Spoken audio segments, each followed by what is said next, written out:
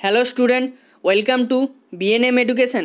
বাংলার শিক্ষা পোর্টালে দশম শ্রেণীর প্রতিটি বিষয়ের উপর 50 নম্বরের মডেল অ্যাক্টিভিটি টাস্কের প্রশ্নপত্র প্রকাশিত হয়েছে।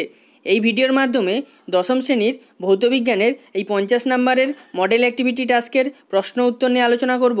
তোমরা ভিডিওটা প্রথম থেকে শেষ পর্যন্ত দেখতে থাকো। ভিডিওটি ভালো লাগলে ভিডিওটি লাইক করো এবং বন্ধুদের মধ্যে শেয়ার করো। এখনও যারা চ্যানেলটি সাবস্ক্রাইব করোনি, চ্যানেলটি সাবস্ক্রাইব করো।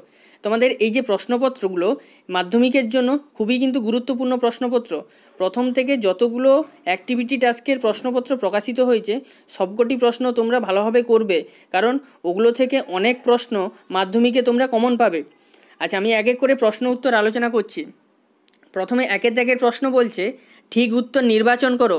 এখানে তোমাদের 8টি প্রশ্ন বলা আছে, 1 নাম্বার করে মোট 8 নাম্বার আছে। প্রথম প্রশ্ন 1.1, যেটি জীবাশ্ম জ্বালানি নয় সেটি হলো, উত্তর হবে অপশান ক বায়োগ্যাস। এর পরের প্রশ্ন 1.2, কোনো উত্তর লেন্সের ফোকাসের মধ্যে বস্তুকে রাখলে গঠিত প্রতিবিম্ব হবে, উত্তর হবে অপশান ঘ অসৎ ও সমশীর্ষ। এর পরের প্রশ্ন 1.3, যে যৌগটি আয়নীয় নয় তা হলো, উত্তর হবে অপশান ঘ মিথেন CH4। এর পরের প্রশ্ন 1.4, যেটি মৃদু তড়িৎ বিশ্লেষ্য সেটি হলো, উত্তর হবে অপশান ঘ অ্যাসিটিক অ্যাসিড। এর পরের প্রশ্ন 1.5, যে গ্যাসের বাষ্প ঘনত্ব অক্সিজেন সাপেক্ষে 2 তার গ্রাম আণবিক গুরুত্ব হলো। তাহলে এটা কিভাবে করব আমরা, এই প্রশ্ন তোমরা আগের অ্যাক্টিভিটি টাস্কে এরকম প্রশ্ন ছিল, আমি আর করে দেখাইনি, আমি মুখে বলে দিচ্ছি যে কোনো গ্যাসের বাষ্প ঘনত্ব অক্সিজেন সাপেক্ষে সমান গ্যাসের আণবিক গুরুত্ব ডিভাইডেড বাই অক্সিজেনের আণবিক গুরুত্ব। তাহলে ওই গ্যাসের আণবিক গুরুত্ব সমান কি হয়ে যাবে, যে গ্যাসের বাষ্প ঘনত্ব গুণিতক অক্সিজেনের আণবিক গুরুত্ব, আর অক্সিজেনের আণবিক গুরুত্ব আমরা কি জানি 34, তাহলে 34 গুণিতক 2 অর্থাৎ উত্তর হবে 64 গ্রাম পার মোল। তাহলে উত্তর হবে অপশান ঘ।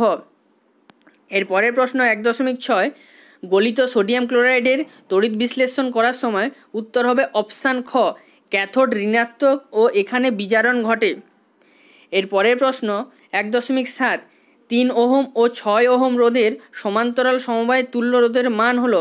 তাহলে তুল্য রোধ হবে কি 3 গুণিতক 6 ডিভাইডেড বাই 3 প্লাস 6, ঠিক আছে। তাহলে উত্তর কত হবে, সমান কত হয়ে যাবে 2 ওহম। তাহলে উত্তর হবে অপশান গ।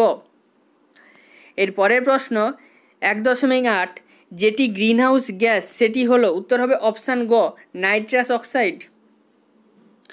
এরপর তোমাদের 2-এর দিকের প্রশ্ন বলছে যে শূন্যস্থান পূরণ করো। এখানে 3টে প্রশ্ন বলা আছে। প্রথম প্রশ্ন 2.1, হ্যালোজেন মৌলগুলির মধ্যে যেটির তড়িৎ ঋণাত্মকতা সর্বাধিক সেটি হলো, উত্তর হবে ফ্লুরিন, এর সংকেত হচ্ছে F। 2.2, বায়ুমণ্ডলের যে স্তরটি রেডিও তরঙ্গ প্রতিফলিত করে সেটি হলো আয়নোস্ফিয়ার। এর পরের প্রশ্ন 2.3, ফিউজ তারের গলনাঙ্কের উপাদানগুলির গলনাঙ্ক অপেক্ষা কম হয়। আচ্ছা, এরপর তোমাদের 3-এর দাগের প্রশ্ন বলা আছে, নিচের বাক্যগুলি সত্য অথবা মিথ্যা তা নিরূপণ করো। এখানে 3টে প্রশ্ন বলা আছে, 1 নাম্বার করে, টোটাল 3 নাম্বার আছে। আচ্ছা, প্রথম প্রশ্ন বলা আছে 3.1, বলা আছে যে তড়িৎ বিশ্লেষণের সময় দ্রবণের মধ্য দিয়ে তড়িৎ পরিবহন করে ইলেকট্রন, মিথ্যা, কারণ তড়িৎ পরিবহন করে ক্যাটায়ন ও অ্যানায়ন। এর পরের প্রশ্ন 3.2, উচ্চ উষ্ণতা ও নিম্নচাপে বাস্তব গ্যাসগুলি প্রায় আদর্শ গ্যাসের মতো আচরণ করে, এই বিবৃতিটা সত্য। এর পরের প্রশ্ন 3.3, দুটি মাধ্যমের আপেক্ষিক প্রতিসরাঙ্ক আলোর বর্ণের উপর নির্ভর করে, এটা হচ্ছে সত্য। আচ্ছা, এরপর তোমাদের 4-এর দাগের প্রশ্ন বলছে একটি শব্দে অথবা একটি বাক্যে উত্তর দাও। এখানে তোমাদের 6টি প্রশ্ন আছে, 1 নাম্বার করে, টোটাল 6 নাম্বার আছে। আচ্ছা, প্রথম প্রশ্ন বলেছে যে 4.1, এখানে এটা 4.1 হবে, 4.2 দাগ নম্বরটা ভুল দেওয়া হয়েছে। 4.1 হবে যে গ্যাস ধ্রুবকের, যেটা গ্যাস ধ্রুবক আর এর এসআই একক উল্লেখ করো। তাহলে কি হবে, উত্তর হবে গ্যাস ধ্রুবকের এসআই একক হলো, উত্তর গ্যাস ধ্রুবকের এসআই একক হলো joule, mole inverse, kelvin inverse. এরপরের প্রশ্ন 4.2, পর্যায় সারণীতে প্রত্যেক পর্যায়ে কোন মৌলটির পারমাণবিক ব্যাসার্ধের মান সর্বাধিক হয়। তাহলে উত্তর হবে পর্যায় সারণীতে প্রত্যেক পর্যায়ে নিষ্ক্রিয় মৌলের পারমাণবিক ব্যাসার্ধের মান সর্বাধিক হয়। এর পরের প্রশ্ন 4.3, বলা আছে যে এমন একটি আয়নীয় যৌগের সংকেত লেখো যার ক্যাটায়ন ও অ্যানায়ন দুটিরই ইলেকট্রন বিন্যাস হিলিয়াম পরমাণুর মতো। তাহলে এর আয়নীয় যৌগটির নাম হবে লিথিয়াম হাইড্রাইড। তাহলে এর সংকেত কি LiH, এই সংকেতটা জানতে চাইছে। তাহলে উত্তরটা লিখবে লিথিয়াম হাইড্রাইড, ব্র্যাকেটের মধ্যে তোমরা LiH লিখে দিবে, এবং এই আয়নীয় যৌগের ক্যাটায়ন ও অ্যানায়ন দুটির ইলেকট্রন বিন্যাস হিলিয়াম পরমাণুর মতো। এরপরের প্রশ্ন 4.4, কিলোওয়াট ও কিলোওয়াট ঘন্টার মধ্যে কোনটি ক্ষমতার একক? উত্তর হবে কিলোওয়াট হচ্ছে ক্ষমতার একক, আর কিলোওয়াট ঘন্টা হচ্ছে যে তড়িৎ শক্তির একক। এর পরের প্রশ্ন 4.5, ডিসি অপেক্ষা এসির একটি ব্যবহারিক সুবিধা লেখো। উত্তর হবে এসির উৎপাদন খরচ অনেক কম হয় এবং তড়িৎ শক্তি সরবরাহ ও বন্টনের সময় শক্তির অপচয় অনেক কম হয়। এর পরের প্রশ্ন 4.6, কোনো বস্তুতে সোনার প্রলেপ দিতে কী তড়িৎ বিশ্লেষ্য ব্যবহৃত হয়? উত্তর লিখবে তোমরা কোনো বস্তুতে সোনার প্রলেপ দিতে তড়িৎ বিশ্লেষ্য ব্যবহৃত হয় পটাশিয়াম অরোসায়ানাইড, এর সংকেত হচ্ছে KAuCN2। এরপর তোমাদের 5 দাগের প্রশ্ন বলছে সংক্ষিপ্ত উত্তর দাও। এখানে তোমাদের 2 নম্বরের প্রশ্ন 9টি আছে, টোটাল 18 নম্বরের প্রশ্ন আছে। ঠিক আছে, এখানে প্রথম প্রশ্ন বলা আছে 5.1 বলা আছে যে পিছনের গাড়ি দেখতে স্কুটার অথবা বাসে যে আয়না থাকে তা সমতল না করে উত্তল রাখা হয় কেন? আচ্ছা, এর উত্তরটা তোমরা কি লিখবে যে সমতল দর্পণ সর্বদা বস্তুর সমান আকারের সমশীর্ষ অসৎবিম্ব গঠন করে। উত্তল দর্পণ সর্বদা বস্তুর চেয়ে আকারে ছোট সমশীর্ষ অসৎবিম্ব গঠন করে।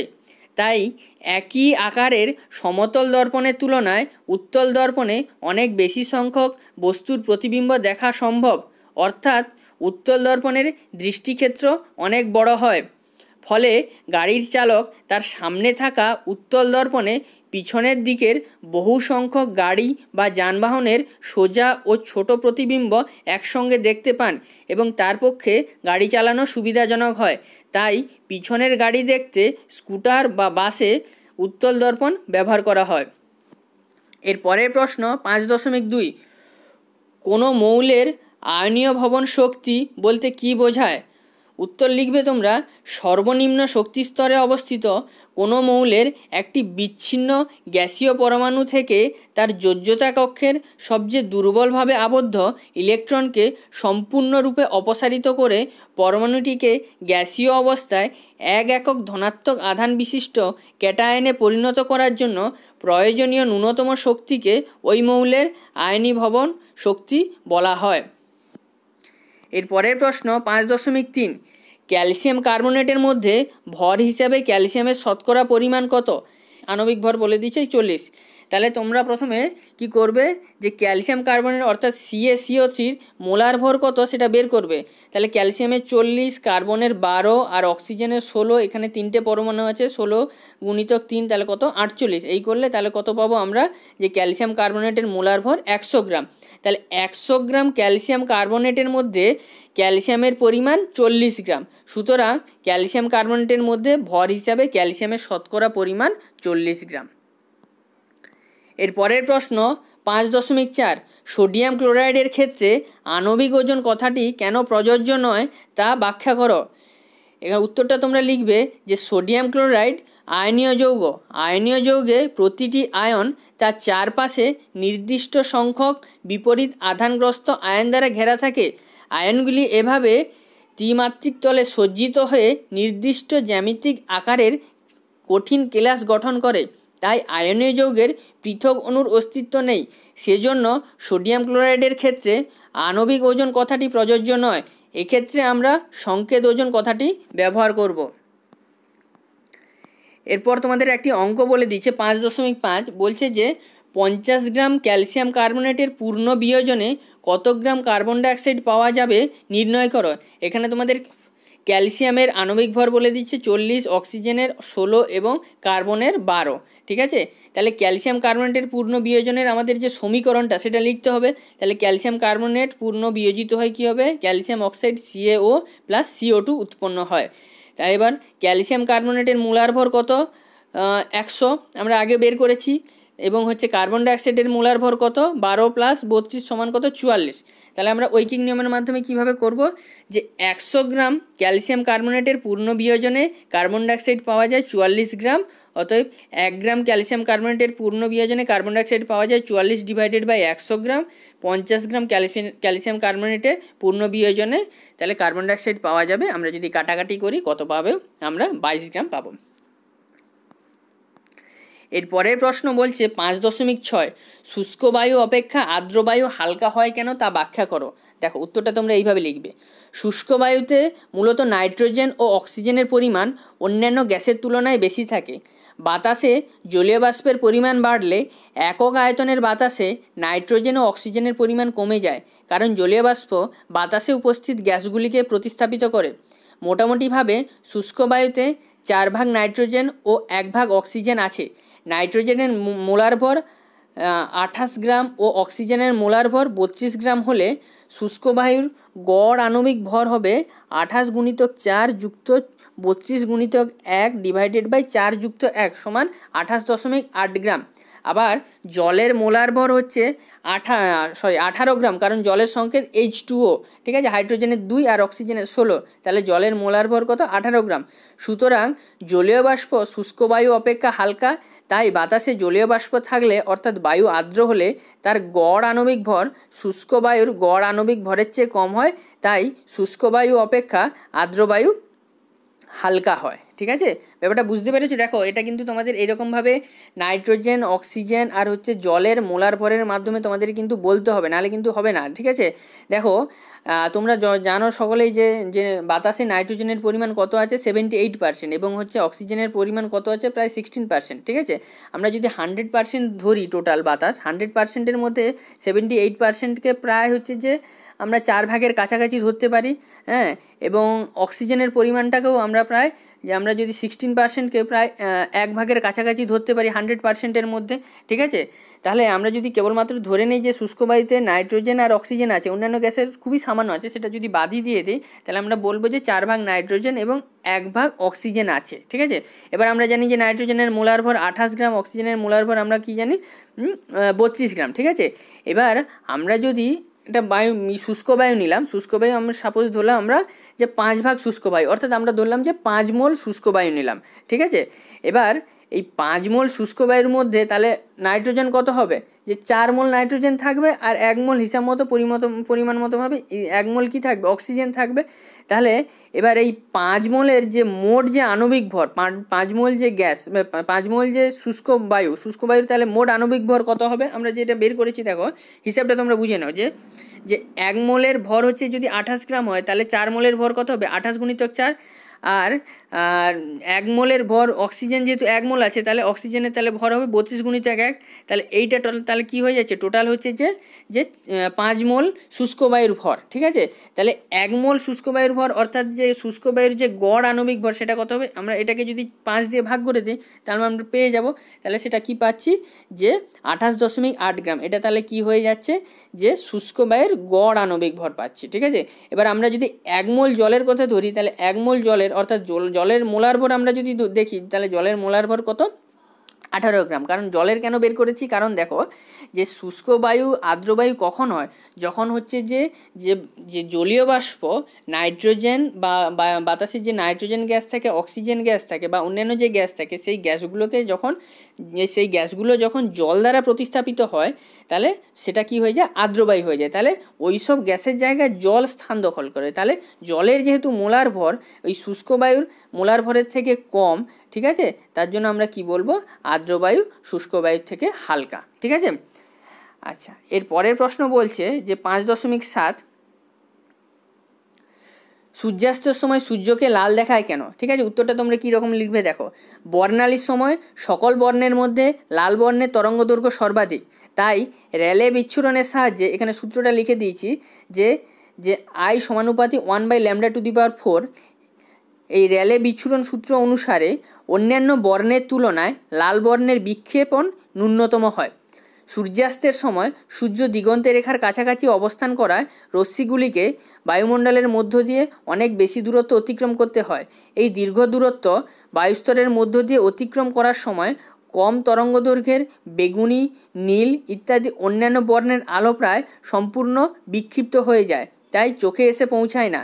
অন্যদিকে লাল বর্ণের আলোর বিক্ষেপণ সবথেকে কম হয় মূলত লাল বর্ণের আলো এই অবস্থায় আমাদের চোখে এসে পড়ে, এই কারণেই সূর্যাস্তের সময় সূর্যকে লাল দেখায়। এগুলো খুবই সহজ প্রশ্ন। আচ্ছা, আমি জাস্ট প্রশ্ন উত্তরগুলো আমি জাস্ট রিডিং পড়ে চলে যাচ্ছি, কারণ এখানে যেহেতু 50 নম্বরের প্রশ্ন আছে, আমি শুধু অ্যান্সারগুলো বলে চলে যাচ্ছি।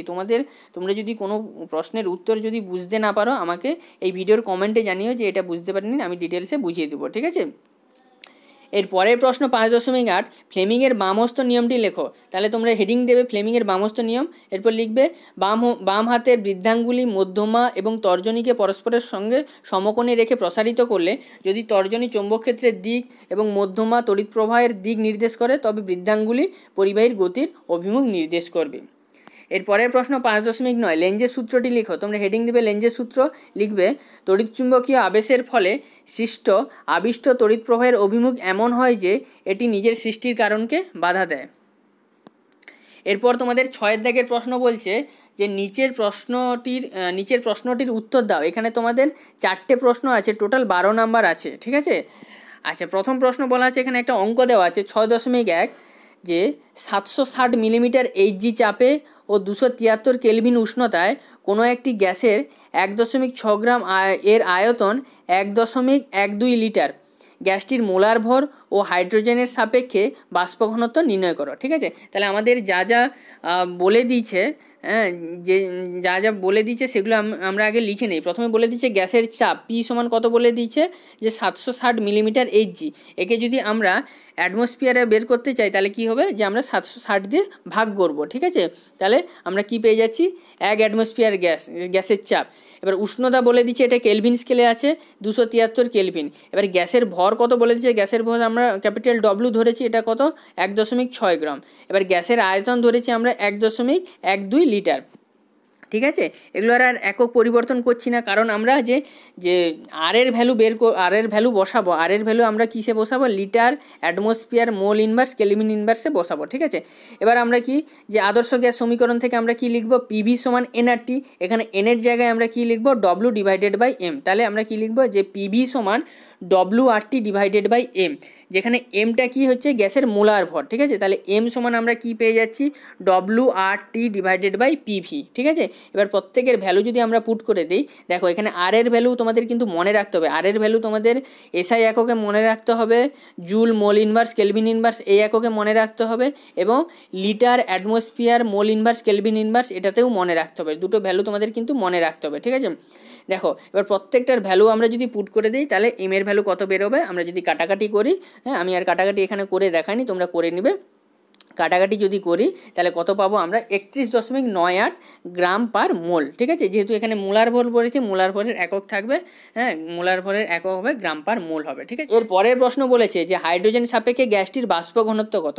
তাহলে হাইড্রোজেন সাপেক্ষে গ্যাসটির বাষ্প ঘনত্ব কী হবে, গ্যাসটির আণবিক গুরুত্ব ডিভাইডেড বাই হাইড্রোজেনের আণবিক গুরুত্ব। এবার গ্যাসটির আণবিক গুরুত্ব কত, 31.98 ডিভাইডেড বাই হাইড্রোজেনের আণবিক গুরুত্ব কত, 2। তাহলে আমরা যদি 2 দিয়ে ভাগ করি তাহলে আমরা পেয়ে যাচ্ছি 15.99।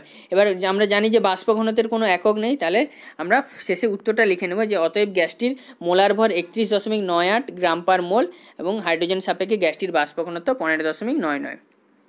এর পরের প্রশ্ন 6.2, এখানেও তোমাদের একটা অঙ্ক দেওয়া আছে, এটা হচ্ছে চলতড়িৎ থেকে অঙ্ক দেওয়া আছে। অঙ্কটা বলছে যে একটি তড়িৎ কোষে তড়িৎচালক বল 10 ভোল্ট ও অভ্যন্তরীণ রোধ 2 ওহম। তড়িৎ কোষটিকে 8 ওহম রোধকের সঙ্গে যুক্ত করা হলো। রোধকটিতে 60 সেকেন্ডে কত জুল তাপ উৎপন্ন হবে, ঠিক আছে। তাহলে আমাদের যা যা দেওয়া আছে, যা যা ভ্যালু দেওয়া আছে সেগুলো আগে লিখে নিই। তাহলে প্রথমে কোষের তড়িৎচালক বল ক্যাপিটাল ই সমান 10 ভোল্ট বলেছে, অভ্যন্তরীণ রোধকে আমি স্মল আর ধরে নিচ্ছি, স্মল আর সমান 2 ওহম বলেছে। রোধক বাহ্যিক যে রোধক সেটাকে ক্যাপিটাল আর সমান 8 ওহম ধরে নিচ্ছে। এবার বর্তনীর মূল প্রবাহমাত্রা সমান আয়ের যে সূত্র, আই সমান কী হবে, যে তড়িৎচালক বল ডিভাইডেড বাই বর্তনীতে মোট রোধ। তাহলে তড়িৎচালক বল কত, এখানে 10 ভোল্ট ডিভাইডেড বাই বর্তনীতে মোট রোধ কত, একটা অভ্যন্তরীণ রোধ আর হচ্ছে বাহ্যিক রোধ। তাহলে দুটো যোগ করলে কত পাবো আমরা, 10 ডিভাইডেড বাই 10 পাচ্ছি। তাহলে আমরা প্রবাহমাত্রা বর্তনীতে মূল প্রবাহমাত্রা কত পাচ্ছি, যে 1 অ্যাম্পিয়ার পাচ্ছি, ঠিক আছে। এবার আমাদের কি বের করতে বলেছে, যে 60 সেকেন্ডে সেকেন্ডে কত জুল তাপ উৎপন্ন হবে। তাহলে আমরা জুলের হচ্ছে যে সূত্র লাগাবো, জুলের যে তাপের সূত্র আছে সেটা আমরা লাগাবো যে 60 সেকেন্ডে, অতএব টি ইকুয়ালস টু 60 সেকেন্ডে রোধকটিতে উৎপন্ন তাপ এইচ জুল হলে তাহলে এইচ সমান আই স্কোয়ার আর টি। এবার আমরা যদি প্রত্যেকের ভ্যালু যদি বসিয়ে দিই, আই সমান আমরা 1 পেয়েছি, 1 স্কোয়ার ইন্টু 8 গুণিতক 60, ঠিক আছে। তাহলে কত পেয়ে যাচ্ছি আমরা, 480 জুল, ঠিক আছে। তাহলে এখানে উত্তর হবে, তাহলে অতএব উৎপন্ন তাপ সমান 480 জুল। দেখো এখানে কিন্তু এইচ সমান আই স্কোয়ার আর টি, আমরা যে একক হবে এটা কিন্তু জুল একক হবে, ঠিক আছে। এবার যদি আমাদের ক্যালোরি এককে যদি বের করতে বলে তাহলে কিন্তু আমাদেরকে এই ভ্যালুটাকে যে 4.2 দিয়ে ভাগ করতে হবে, 4.2 দিয়ে ভাগ করলে আমরা কিন্তু ক্যালোরি এককে উৎপন্ন তাপ পেয়ে যাব। আচ্ছা, এর পরের প্রশ্ন, এখানেও একটা অঙ্ক দেওয়া আছে, এটা হচ্ছে যে ওহমের সূত্র থেকে অঙ্ক আছে, চলতড়িৎ থেকে অঙ্ক আছে। বলছে যে 6.3 বলছে দুটি ধাতব তারের দৈর্ঘ্যের অনুপাত 2:1, ব্যাসার্ধের অনুপাত 1:2 এবং রোধাঙ্কের অনুপাত 3:4 হলে তার দুটি রোধের অনুপাত কত হবে তা নির্ণয় করো। এই অঙ্কটা সম্ভবত এর আগের কোনো অ্যাক্টিভিটি টাস্কে দেওয়া ছিল, ঠিক আছে। দেখো তোমরা কি করবে, মনে করি দুটি ধাতব তারের দৈর্ঘ্য যথাক্রমে L1, L2, দুটি ধাতব তারের ব্যাসার্ধ যথাক্রমে R1, R2 এবং রোধাঙ্ক যথাক্রমে ρ1, ρ2 এবং রোধ যথাক্রমে R1, R2, ঠিক আছে। তাহলে আমাদের কি বলে দিচ্ছে, দৈর্ঘ্যের অনুপাত বলে দিচ্ছে, তাহলে L1/L2 সমান কত হয়ে যাবে, যে 2/1, এবং ব্যাসার্ধের অনুপাত কত বলে দিচ্ছে, 1:2 বলে দিচ্ছে, তাহলে R1/R2 সমান কত হয়ে যাবে, 1/2। রোধাঙ্কের অনুপাত বলে দিচ্ছে 3:4, তাহলে ρ1/ρ2 সমান কত হয়ে যাবে, 3/4 হয়ে যাবে, ঠিক আছে। এবার আমরা কি বসাবো, আমরা রোধ বের করব, ঠিক আছে। রোধের যে সূত্র সেটা আমরা কি জানি, যে R1 সমান ρ1 L1 প্রস্থচ্ছেদের ক্ষেত্রফল A1, ঠিক আছে। এখানে যেহেতু তারের প্রস্থচ্ছেদের ক্ষেত্রফলের যে সূত্র সেটা কি হয়ে যাবে, পাই আর স্কোয়ার হয়ে যাবে, কারণ আমরা জানি যে তারের একটা প্রস্থচ্ছেদ কি হয়ে যায়, বৃত্তাকার শেপ হয়ে যায়, তাহলে বৃত্তের যে ক্ষেত্রফল সেটাই কি হবে, তারের প্রস্থচ্ছেদের ক্ষেত্রফল হয়ে যাবে। তাহলে R1 সমান ρ1 L1 পাই R1 স্কোয়ার, R2 সমান ρ2 L2 পাই R2 স্কোয়ার, ঠিক আছে। এবার আমরা যদি R1/R2 করি তাহলে আমরা কাটাকাটি করে দেখো, ঠিকঠাক করে দেখো, তোমরা ভিডিওটা পজ করে হিসাবটা দেখে নেবে, ঠিক আছে। আমরা ρ1/ρ2 মান বসিয়েছি, L1/L2 এর মান বসিয়েছি এবং R2/R1 এর মান বসিয়েছি, ঠিক আছে। প্রত্যেকটা বসিয়ে আমরা কাটাকাটি করলে কত পাচ্ছি, R1/R2 সমান কত পাচ্ছি, 6/1, ঠিক আছে। তাহলে অতএব যে R1:R2 সমান কত পেয়ে যাচ্ছি, 6:1, ঠিক আছে। তাহলে দুটি রোধের অনুপাত 6:1 পাচ্ছি আমরা। এর পরের প্রশ্ন, এটাই শেষ প্রশ্ন, বলছে 6.4 চিহ্নিত রেখাচিত্রের সাহায্যে কিভাবে উত্তর লেন্সের মাধ্যমে কোনো বস্তুর অবশীর্ষ খর্বাকার সদ্বিম্ব গঠিত হয় তা দেখাও, ঠিক আছে। দেখো তোমরা কিন্তু এই ভৌতবিজ্ঞানের প্রত্যেকটা ছবি, যতগুলো ছবি অঙ্কন করবে প্রত্যেকটা ছবি কিন্তু পেন্সিলে অঙ্কন করবে, আর এই আলোর যখন ছবি অঙ্কন করবে আলোর রেখাচিত্রের যে দিক, যেদিকে কোন দিকে যাচ্ছে তা সেটা কিন্তু তীর চিহ্ন দিয়ে ভালোভাবে দেখাবে, ঠিক আছে। আচ্ছা, এরকম প্রশ্ন তোমরা কি লিখবে, দেখো প্রথমে তোমরা বস্তুর অবস্থান পরিষ্কারভাবে লিখে দিবে। বস্তুর অবস্থান কোথায় হবে, তাহলে এখানে লেন্স থেকে 2f এর বেশি দূরে। আচ্ছা, বস্তুর অবস্থান ওটা হলে এবার প্রতিবিম্বের কোথায় অবস্থান হবে, প্রতিবিম্ব কোথায় গঠিত হবে সেটাও লিখবে, যে বস্তুর বিপরীত দিকে f এবং 2f এর মাঝে, ঠিক আছে। এবার কিভাবে প্রতিবিম্বটা তৈরি হচ্ছে একটি বা দুটি বাক্যে তোমরা লিখবে, ঠিক আছে। তারপরে তোমরা ছবিটা ভালো করে আঁকবে, ঠিক আছে। দেখো দেখো আমি কি লিখেছি, দেখো বস্তুর শীর্ষবিন্দু এখানে P থেকে নির্গত দুটি রশ্মি, একটি হচ্ছে PR ও PO লেন্সে প্রতিসরণের পর P1 বিন্দুতে মিলিত হয়। এবার P1 থেকে প্রধান অক্ষের উপর অঙ্কিত লম্ব P1Q1 হলো PQ এর প্রতিবিম্ব, ঠিক আছে। এবার তোমরা ছবিটা সুন্দর করে অঙ্কন করবে, ছবিটা দেখো, ভালো করে দেখো, এই ছবিটা কিন্তু তোমরা পেন্সিলে অঙ্কন করবে, ঠিক আছে। এই তোমার বাম দিকে হচ্ছে বস্তু অবস্থিত লেখা আছে, ডান দিকে প্রতিবিম্ব অবস্থিত, বস্তুটা হচ্ছে যে 2f এর বাইরে অবস্থিত এবং প্রতিবিম্ব গঠিত হচ্ছে যে ডান দিকে f এবং 2f এর মাঝে তৈরি হচ্ছে। ভালো থেকো, অনেক অনেক ধন্যবাদ।